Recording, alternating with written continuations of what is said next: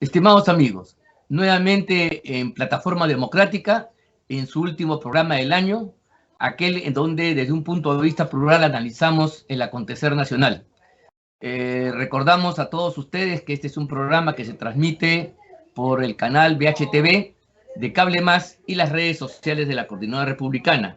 En esta oportunidad vamos a hacer el análisis de fin de año con Víctor Andrés García Belaúnde, lamentando la ausencia por razones de fuerza mayor de nuestro otro copartícipe, Juan Cheput.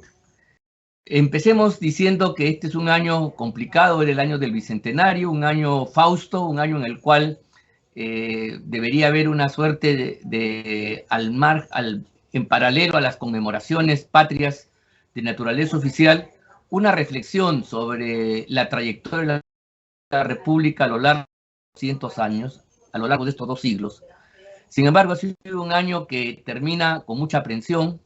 No es un secreto, y ahí están las encuestas para demostrarlo, que hay un ánimo de profundo sentimiento de resquemor, de frustración, de ira, sentimientos encontrados, pero todos ellos de naturaleza negativa, y por lo tanto, este año no va a pasar como uno de los años importantes en los cuales hemos afirmado una trayectoria histórica, sino por el contrario, se han sucedido un conjunto de acontecimientos que son de preocupación.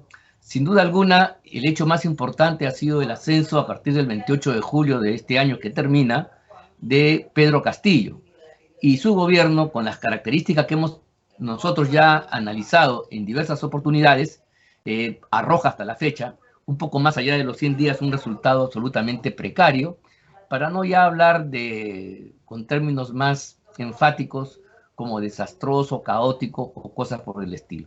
Es una situación precaria, es una situación difícil, es una situación que provoca mucha aprensión, como dije hace unos instantes. Bien, pero este es un año que, para entender el surgimiento de Castillo, esa es la primera pregunta, lo que yo quería conversar contigo, Víctor Andrés. Creo que es un año largo, siguiendo un poco el análisis que en relación a los siglos hace el historiador inglés Eric Hobsbawm, cuando él señala que el siglo XX es un siglo corto, a diferencia del XIX, que es un siglo largo. Siglo corto porque es un siglo que comienza con la Gran Guerra de 1914 y se cierra con la caída del muro de Berlín. Por eso que es un siglo que no llega, del punto de vista de la época y los acontecimientos que condensa, no llega pues a desplazarse a lo largo de toda la centuria.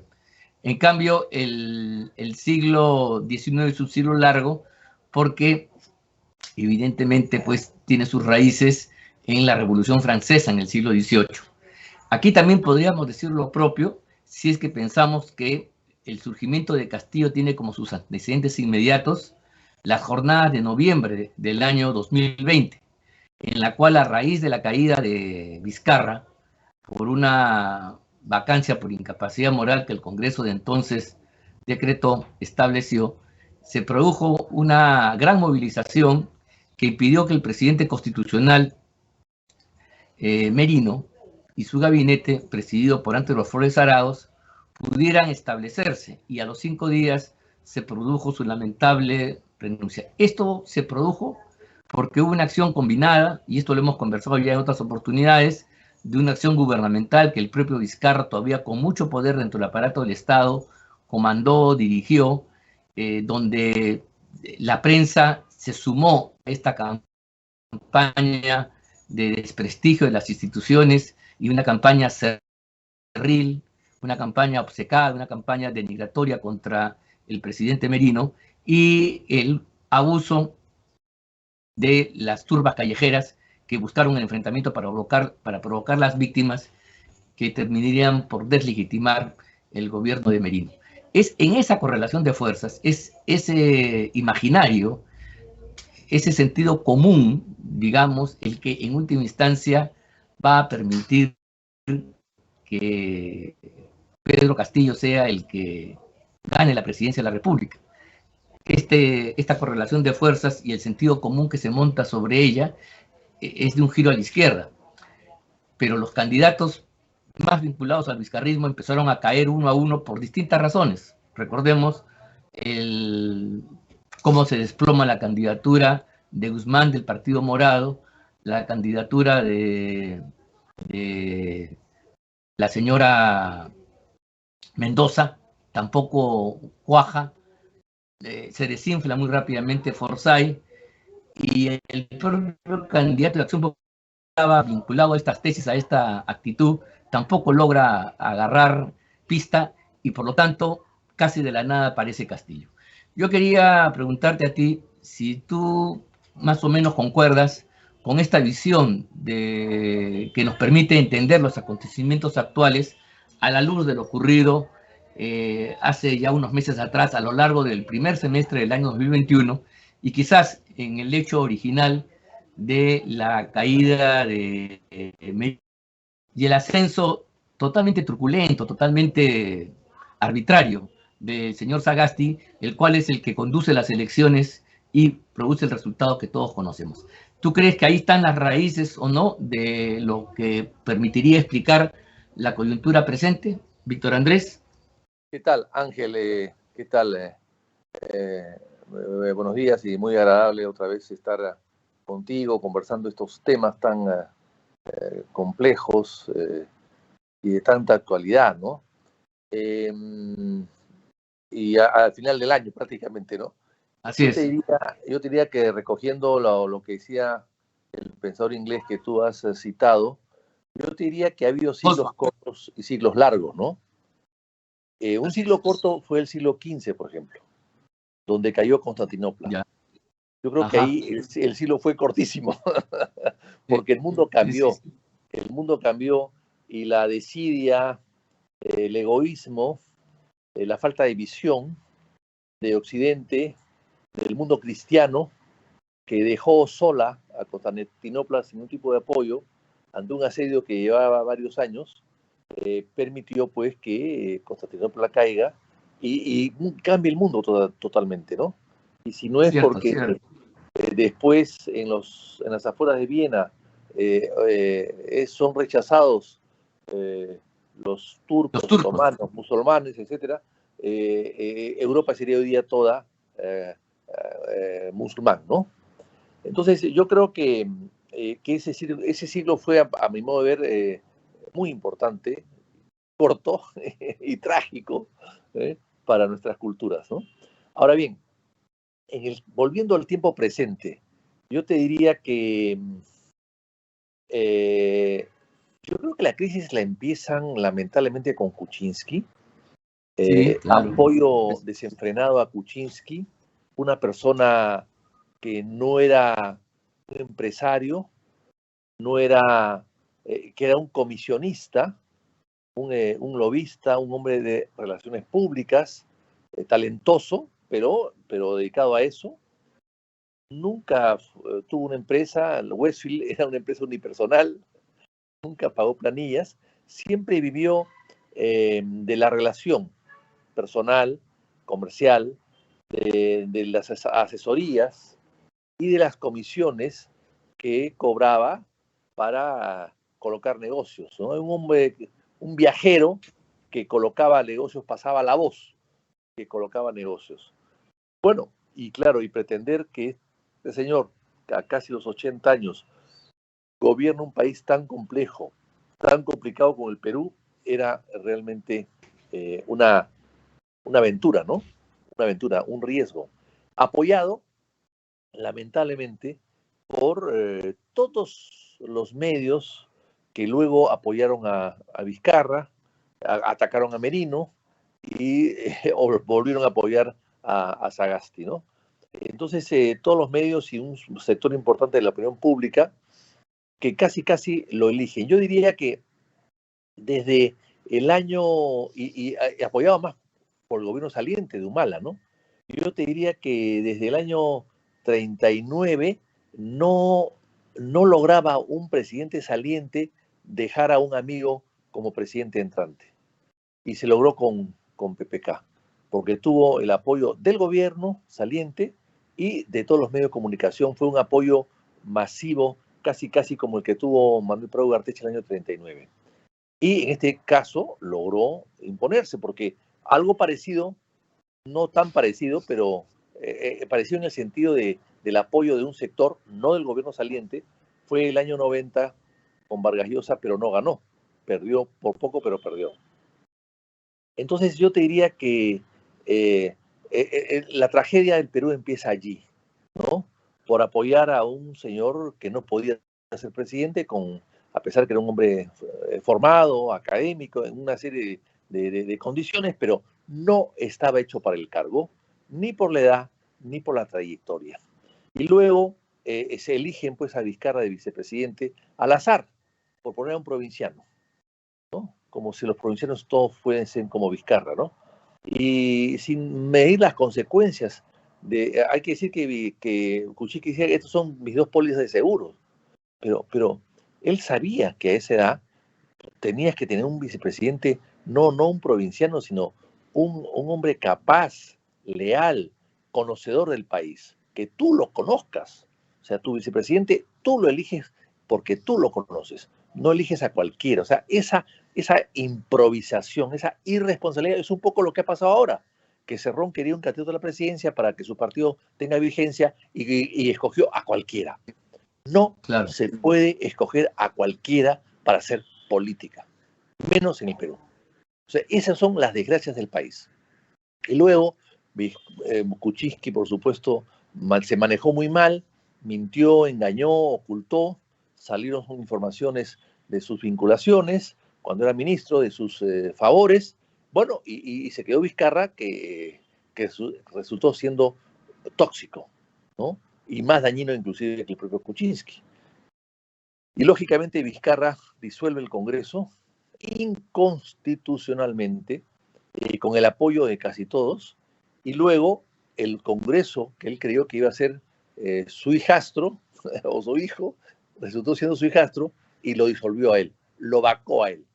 Bueno, este tipo de sumatoria de desgracias nos han llevado pues a que elijamos a Castillo por un pelo, todo porque el Perú no acepta un sector del país muy importante, no acepta el fujimorismo, que tendrá muchas razones para no aceptarlo, pero la pasión desenfrenada hace que apoyes a cualquiera. Y eso también es parte de nuestra desgracia. Y tenemos hoy un presidente que, a mi modo de ver, para terminar, es el más inepto e incapaz de los jefes de estados peruanos que yo tengo memoria. Claro. Bien, efectivamente, creo que coincidimos en que la emergencia de Castillo, que llama a sorpresa a todos sin excepción, no estaba en la foto al comienzo de las elecciones, ni siquiera a mitad del curso de ella, y que finalmente termina imponiéndose en la primera vuelta y gana, por poco, como tú has dicho, en la segunda vuelta, en elecciones que han sido cuestionadas. El hecho es que esta explicación es muy importante, pero sin embargo creo que introduce un elemento adicional y tú lo has puesto, yo quería desarrollar eso, o sea, la incompetencia manifiesta enorme que tiene el señor Castillo, creo que es evidente incluso hasta por sus propios partidarios. En alguna oportunidad Cerrón ha sido claro al señalar sus limitaciones y el ex premier Bellido lo cataloga como un sindicalista básico.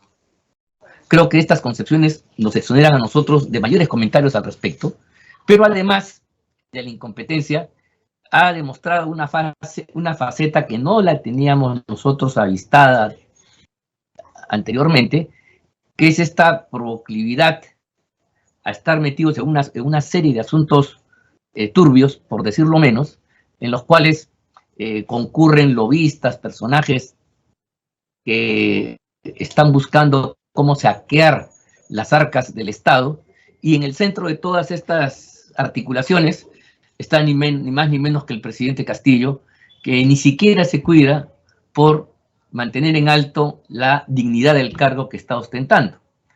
Entonces, esto ha llevado a que Castillo ya no sea solamente un elemento donde la incapacidad sea el asunto eje, sino que entra una vertiente que ya lo excluye de la política y lo lleva a los cauces, a los predios del derecho penal, de las investigaciones fiscales y las decisiones judiciales más adelante.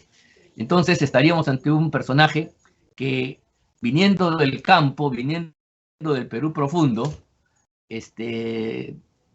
no rompe con con este lastre de corrupción que él condena explícitamente de modo encendido, pero que vemos que termina bebiendo de la misma agua, de la misma agua ponzoñosa, y eso hace entonces que hoy su gobierno esté comprometido, especialmente ya no el gobierno, sino la figura de él, en una situación que en el caso de investigarse con mayor profundidad, ya sea por la Fiscalía o por el Congreso, si es que se anima, vamos a tener un escenario donde finalmente podamos establecer en un tiempo relativamente corto un grado de culpabilidad presidencial que lo incurre dentro de varios delitos contra la administración pública y bajo la forma de corrupción. Evidentemente tendría que activarse el mecanismo contemplado en el artículo 103 de nuestra Constitución que establece la vacancia por incapacidad moral, porque la comisión de delitos que estén a la vista y que tengan un grado de probanza significativa, no con sentencias, pero sí que sean más o menos evidentes para todos, es indudablemente un acto de una inmensa moralidad, un atentado contra la ética pública. Bien, ¿qué decir de un personaje que en las últimas semanas está caminando ya, no solamente ser el hombre que no da la talla, el sindicalista básico, a un personaje que parece que tiene otras habilidades para actuar en la trastienda y en la nocturnidad y aprovechar un poco a través de un conjunto de amigotes que cada vez están siendo identificados más todavía por las investigaciones correspondientes oficiales, podría rápidamente caer en una situación de incapacidad moral. ¿Eso crees tú que es factible? ¿Eso se va a producir en el tiempo? ¿Esto implica una actitud responsable por parte de los actores políticos? Porque no se trata simplemente de jalar la cadena y vamos a ver qué cosa es lo que sucede, sino que ver también el futuro, porque mira tú, ya tuvimos la experiencia de este recambio de Kuczynski por Vizcarra, al final al país, cuentas más, cuentas menos, le salió trágica, le salió la cuenta mucho más grave, mucho más onerosa que lo que tenía con el presidente, que si bien no fue vacado, sí tuvo que renunciar ante la inminencia de la misma, de la vacancia, ¿no? ¿Cómo ves tú esta nueva faceta de Castillo, que es uno de los elementos que nos sorprende? Porque, mira, ningún presidente que nosotros conozcamos ha sido imputado de actos de inmoralidad tan sucesivos apenas comienza su gobierno. Generalmente estas cosas se han sabido después, años después. Lo de Toledo se supo a partir de algunas acciones que comete en el Perú, cuando compra casas, compra edificios y no puede dar explicaciones al respecto, si no, no se hubiera conocido realmente los actos de corrupción. O cuando hay declaraciones ulteriores, por ejemplo, la gente de Odebrecht. Pero este es un caso en el cual tenemos una precocidad, una velocidad impresionante para la comisión de actos evidentemente corruptos. Eso es un hecho también extraño en la historia republicana. No tenemos presidente que en tan poco tiempo haya ensuciado tanto la majestad presidencial. Exacto, y la haya bajado tanto, ¿no? No solamente ensuciarla, Sí, sino pues sí. el sótano, ¿no? Ahora, Total. yo diría lo siguiente, efectivamente es cierto lo que tú dices en el sentido de que los presidentes últimos que han sido cuestionados por temas de moral, de ética, de corrupción, han sido cuestionados o han sido acusados terminado su mandato, ¿no? Durante su mandato había quizás rumores, quizás algunos comentarios, pero no hubo nada concreto, ¿no? No hubo una acusación concreta. En el caso de Vizcarra, hubo colaboradores eficaces que decían que le habían entregado plata en efectivo a él, ¿no? Siendo presidente de Vizcarra, habían salido a declarar eso, ¿no? Colaboradores eficaces. Y en el caso de, bueno, a partir de Vizcarra, ¿no? El resto, Kuczynski aparece en cuentas o recibos de años anteriores, cuando era ministro. Y el caso de Toledo lo que hemos conocido efectivamente ha sido después. Nadie sospechaba que durante el mandato de Toledo estaba recibiendo plata o había dejado todo amarrado para seguirla recibiendo después a través de las comisiones que tenían que pagarle por la Interoceánica del Sur, ¿no es cierto?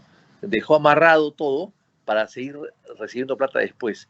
Y quizás yo quiero pensar que la intención de Toledo de irse a buscar una reelección presidencial después de un mandato era un poco para presionar a Odebrecht, que seguía siendo el importante y que podía volver al poder y por lo tanto había que cumplir con el saldo que se le debía, porque eran 30 millones de dólares que habían pagado todos juntos. Entonces yo creo que eso puede haber pasado. Ahora, Toledo, yo sé que Toledo decía, le dijo una vez a Tabaré Vázquez, al presidente de Uruguay, que le habían pagado $100.000 por dar una conferencia en Córdoba, en la rural, la sociedad rural de Córdoba, que es muy importante, la rural y ganadera, ¿no? Que es la más grande que hay en Argentina. Y Tabaré le dijo a Alejandro, qué bien, porque yo he venido y he dictado mi conferencia y nadie me ha pagado nada, yo he venido gratis. O sea, o a Tabaré le habían hecho el puente, o a Toledo estaba mintiendo. Lo más probable es que Toledo haya estado mintiendo, ¿no? Que le haya pagado el pasaje, el hotel, pero nada más. Y a Tabaré Vázquez, que ahí era el presidente y que volvió a ser presidente después, resulta que a Tabaré Vázquez no le pagaron nada, un poco raro, ¿no? Entonces yo creo que o a los dos se les pagó, o a los dos no se les pagó. Y lo más probable es que a los dos no se les pagaron.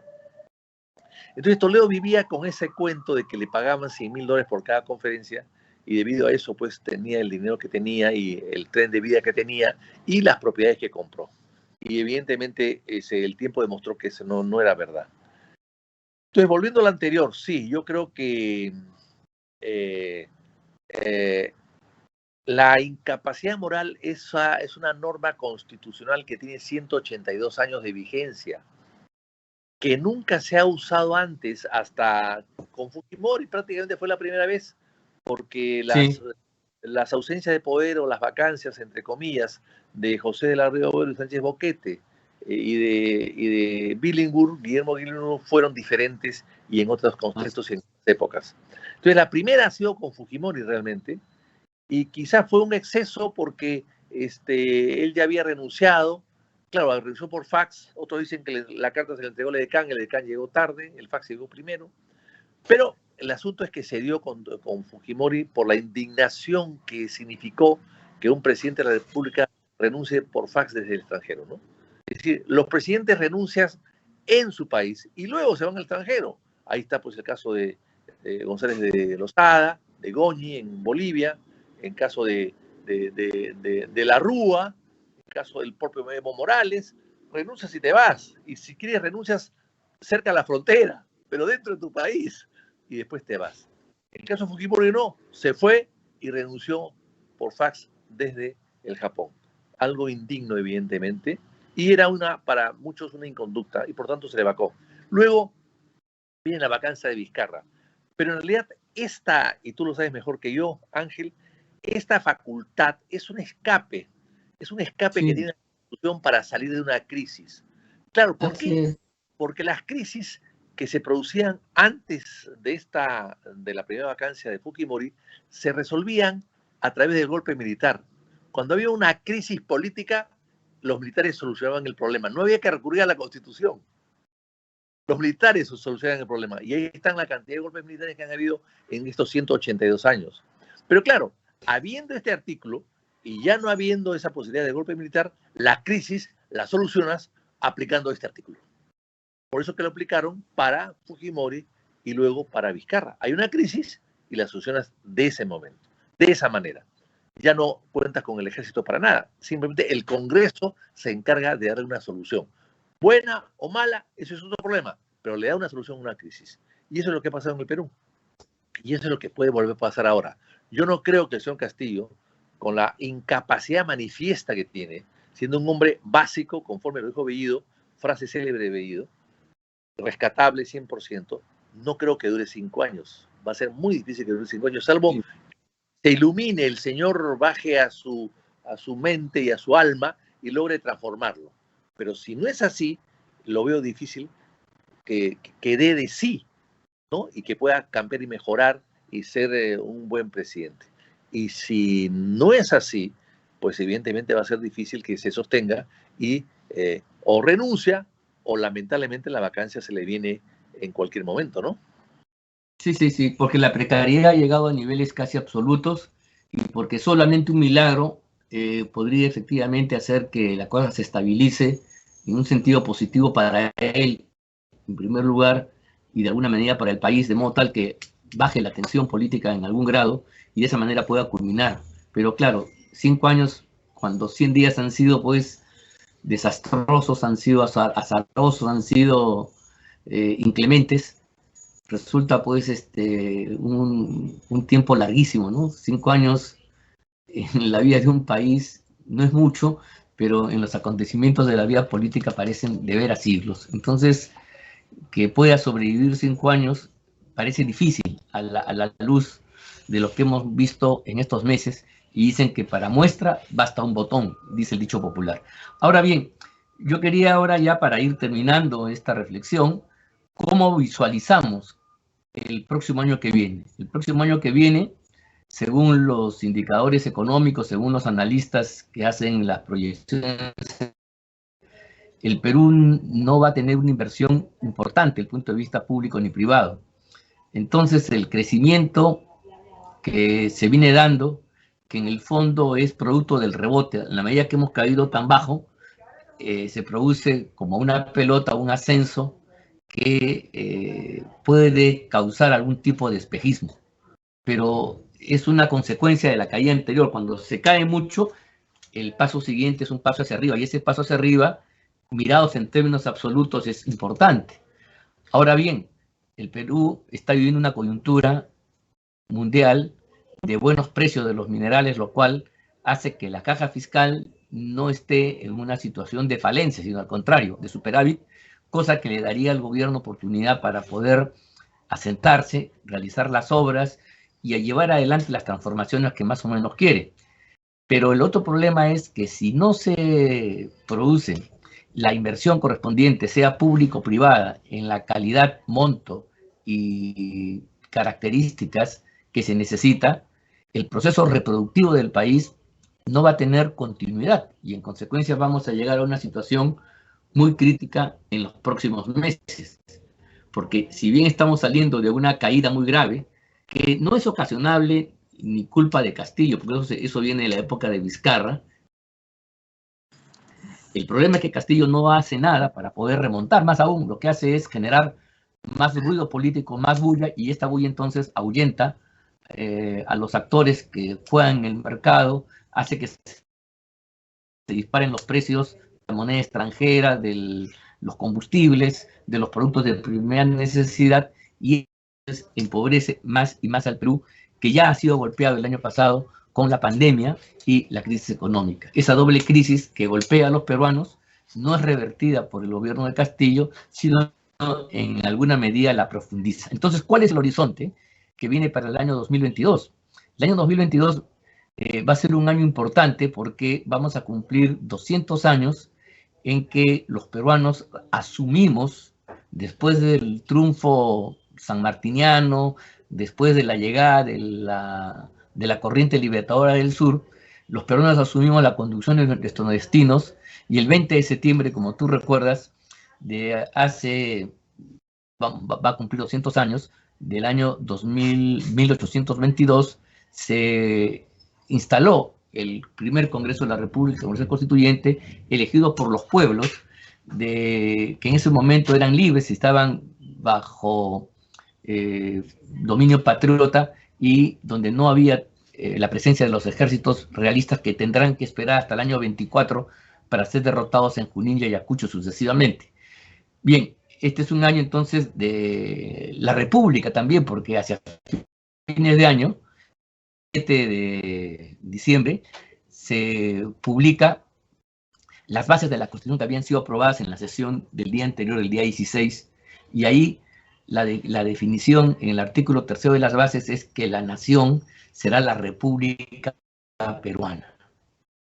O sea, el debate que trajo San Martín con la oleada libertadora, deciéramos una república o una monarquía, y en ese momento San Martín, Monteagudo y los patricios peruanos de entonces estaban por una solución monárquica, llegando incluso a mandar a 2 representantes para que busquen un príncipe en el extranjero, se concluye hacia fines de 1822 y entonces adoptamos la forma republicana de gobierno que hasta ahora subsiste. Bien, este año entonces que tiene también sus panegíricos, que tiene también sus oropeles, su simbolismo, ¿cómo lo ves tú con un gobierno con el señor Castillo y las tensiones acumuladas en este país que se han desarrollado con toda su violencia y fuerza en el segundo semestre del año que ya está terminando? ¿Cómo ves tú el panorama? ¿Cuál es tu diagnóstico, tu esperanza, tus votos hacia el futuro, mi querido Víctor Andrés? Bueno, a ver, utilizando las referencias históricas que has usado, sí. Si Castillo viviese en esa época, hace 200 años, en el año 1822, yo no sabría si Castillo sería o monárquico o republicano. Porque como no te ideas, pues no sabrías qué sería en ese momento, como no sabes hoy día qué cosa es. Así es. Entonces, es probable, sí. No sabes si es republicano o es monárquico, y hoy día no sabes si es rojo o es blanco. No sabes, porque como no hay ideas, no sabes cómo ubicarlo, ¿no? Ahora, San Martín estuvo poco tiempo en el Perú, 2 años y algo más, y dejó una huella tremenda. Hay otros que han estado igual tiempo o más que él en el gobierno y no han dejado ningún tipo de huella, ¿no? En el caso de San Martín, tuvo algunas ideas monárquicas, pensando un poco quizás en el caos del Perú de aquella época, pero no fue el único, ¿no? Belgrano, por ejemplo, en Argentina quería un rey inca, ¿no? Buscar entre la nobleza inca un rey, ¿no? Un inca que gobernase todos nuestros territorios. Lo que pasa es que en Argentina no había muchos. Si se iba al Cusco, de repente los encontraba. Y entonces, pero en Brasil, por ejemplo,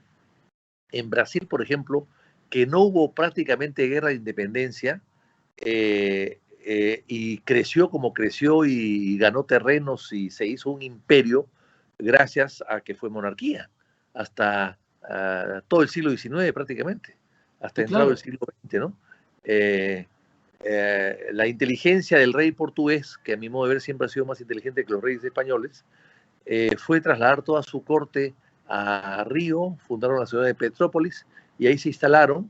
Y luego, cuando ya Napoleón fue derrotado en Europa, regresaron, pero dejó a su hijo, que se hizo emperador, independiente de Portugal. Hay que recordar que durante poco tiempo existió el imperio de Portugal, Algarve y Brasil. Sí, así es. Así es verdad. Es cierto. Algarve y Brasil. Algarve, claro. Algarve, ¿no? Algarve. Sí.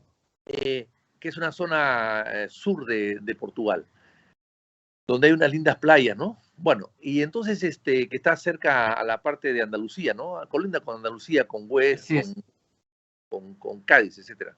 Bueno, y entonces, pero España no era el reino de España, Perú y México, por ejemplo, ¿no?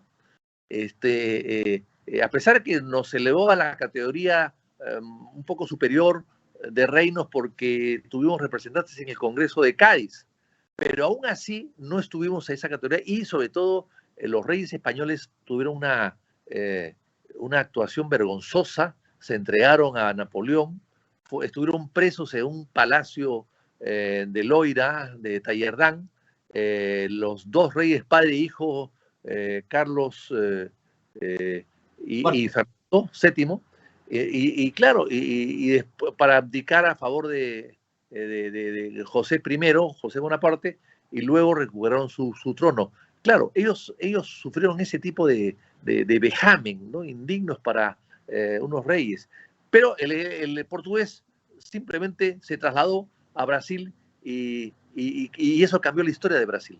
Hoy día Brasil es un país, es el 6º o 8º país más grande del mundo, es la potencia sudamericana, y bueno, y a costa de territorios que ocupó, que pertenecían a Venezuela o a Colombia o a Perú o a Bolivia, etcétera, la famosa guerra del Acre con Bolivia, donde Bolivia entregó territorios propios y ajenos, entregó territorios peruanos también a Brasil.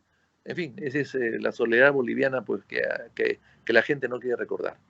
Entonces, con todos esos antecedentes, yo te diría que en estos 200 años que se van a cumplir en el Congreso el próximo año, como tú bien has recordado, 20 de septiembre el próximo año, no se ha hecho nada. No se ha hecho nada. O sea, yo veo que el alcalde de Miraflores está haciendo un parque bicentenario. Eso es lo único que va a haber. En el bicentenario Terrible. no está haciendo nada. Inclusive en los 150 años de independencia, en época de Velasco, los militares hicieron algo más. Hicieron la Pampa, Mucho más.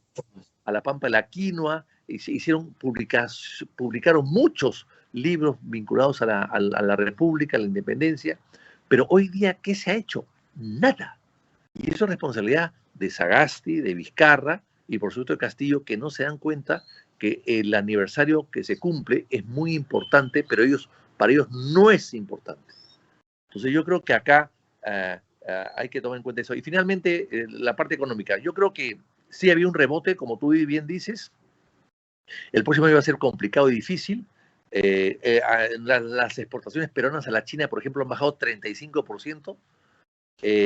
Según el diario El País, que yo lo he retuiteado por ahí, Fitch dice, esta calificadora de riesgos, que el Perú ha perdido perspectiva, tiene una perspectiva negativa y que ha perdido su grado de inversión. Sin embargo, nadie lo menciona. Y si el Perú ha perdido su grado de inversión, hemos perdido en 5 meses lo que el Perú consiguió en 20 años, gracias a Castillo. Y perder el grado de inversión es muy grave porque todo se nos complica, todos los préstamos se nos suben. Yo creo que, y las inversiones evidentemente son más riesgosas. Nadie va a querer invertir en un país donde ha perdido su grado de inversión. O sea, todo eso no va a ayudar a mejorar la economía. Yo creo que la economía del próximo año va a ser complicada y difícil. La gasolina está en algunos distritos de Lima ya a 20 soles el galón de la gasolina más cara. Así es. Lo más caro que cualquier país de América Latina y que Estados Unidos. Entonces yo creo que con todos estos antecedentes y con un endeudamiento que ya llega casi o va a llegar al 47 o más por ciento, entonces estamos hablando de que la situación va a ser muy complicada. Ya veo que están dando algunas medidas. Quieren subir los prediales, el impuesto predial, quieren subir los impuestos municipales, quieren subir las licencias, o sea, quieren darle más plata a los municipios, que sabemos que el 85% se va en planillas, que no ejecutan nada. O sea, queremos buscar soluciones simplistas a problemas mucho más complejos. Y el problema complejo deben darse unas normas estrictas el porcentaje de cada presupuesto debe ser gasto corriente. No puede haber gasto corriente del 85% de sus ingresos. Eso es inaceptable y eso es insostenible. Entonces, ese tipo de ajustes no se han hecho y no se quieren hacer. Ajustes a las concesiones. ¿Cómo es posible que el aeropuerto se le haya permitido 10 años más, lagarto, de concesión para que hagan el terminal para 35 millones de pasajeros y ahora resulta que quieren hacer solamente para 18? O sea, ese tipo de abusos no están corrigiendo. Y eso es parte del crecimiento y de la situación económica que va a mejorar o va a empeorar el próximo año.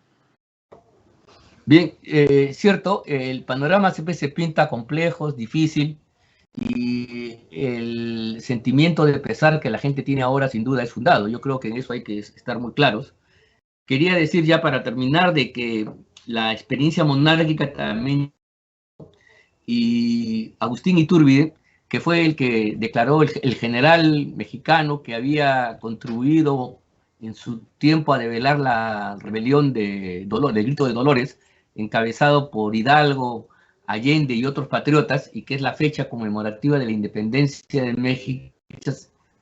México celebra esa fecha, el Grito de Dolores, en 1810 como su fecha independentista. Sin embargo, la independencia se consiguió en septiembre del año 21, Pero el año siguiente, el señor Iturbide se hizo proclamar emperador, y entonces hubo una temprana monarquía que no duró unos meses, no duró más de un año, pero que revela que, como tú bien has explicado y recordado, el debate monarquía-república, las opciones monárquicas estaban vivas, estaban vigentes.